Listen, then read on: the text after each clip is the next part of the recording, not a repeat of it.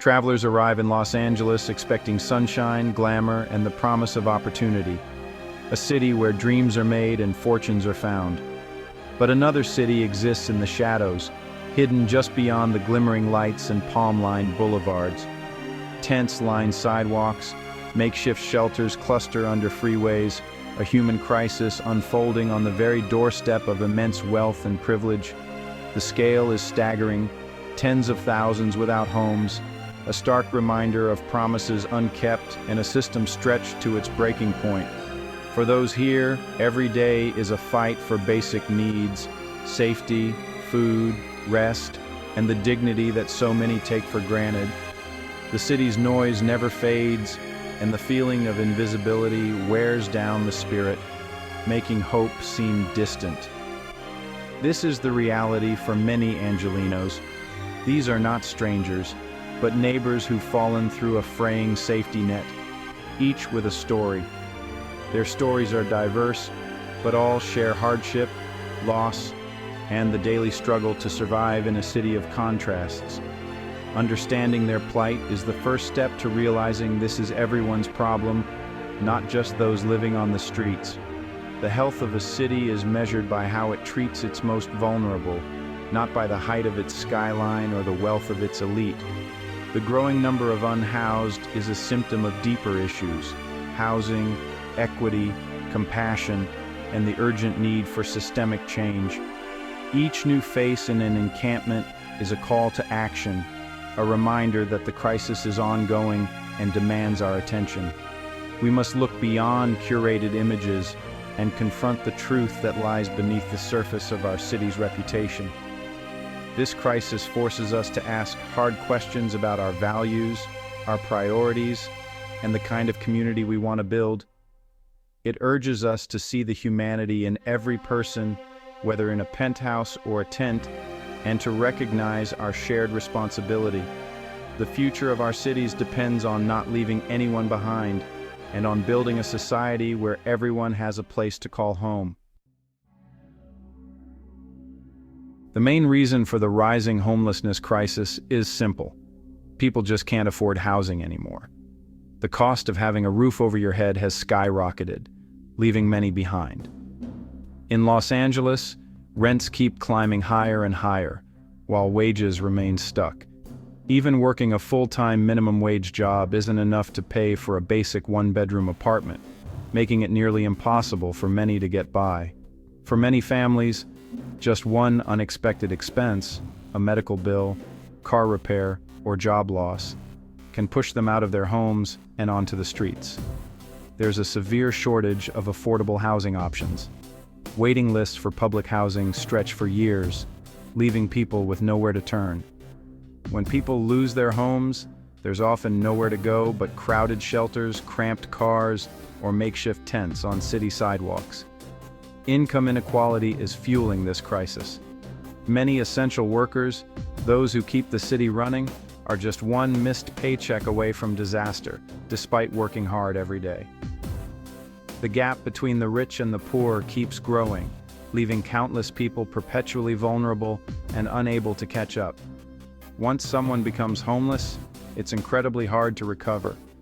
Without a stable address, finding a job is nearly impossible, and health often declines rapidly. The daily stress and uncertainty make it even harder to escape the cycle of homelessness and poverty.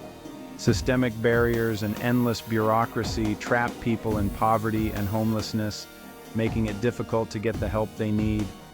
It's a perfect storm: sky-high costs, stagnant wages, and very few ways out for those who are struggling. For too many, the path back to stability is blocked at every turn, leaving them trapped in a cycle that's hard to break. Homelessness is a national crisis, but California's scale is unmatched. The state has 12% of the U.S. population, but 30% of its homeless, and half of all unsheltered people. Housing costs and stagnant wages are worse here than almost anywhere else. Unlike some cities with right-to-shelter laws, California's shelter capacity falls far short. The result, unsheltered homelessness, is a defining feature. Yet California is investing billions in permanent housing, aiming to address root causes. It's a state facing the deepest crisis and attempting the boldest solutions. Behind every statistic is a person with a story. Families with children are among the fastest growing homeless groups, facing instability and trauma. Veterans, often struggling with injuries or PTSD, are overrepresented on the streets, a failure of our promise to them. People with disabilities face immense barriers, both physical and mental, often worsened by homelessness itself. Navigating services is nearly impossible without support. Systemic racism deepens the crisis. Black Angelenos are vastly overrepresented among the unhoused. Generations of discriminatory policies have left communities of color more vulnerable. These disparities are not accidental. They're the result of systemic inequality. To solve homelessness, we must confront these root causes. The support systems meant to help are overwhelmed. Social workers and shelter staff work tirelessly, but demand far outpaces resources. For every person housed, more lose their homes. There aren't enough shelter beds or permanent housing units. Wait lists stretch for years. Navigating the system is daunting. Lost documents, no phone, no address. Bureaucracy is fragmented, creating a maze for those in crisis. Many lose trust after broken promises or having belongings seized in sweeps. The system feels broken and unresponsive, pushing people further away from help. Burnout and hopelessness affect even those trying to help. Real solutions require more than just good intentions. They need resources and reform. Many cities respond to homelessness with punishment, tickets, arrests, encampment sweeps. These tactics don't solve the problem. They make it harder to escape. The Housing First model offers a proven alternative.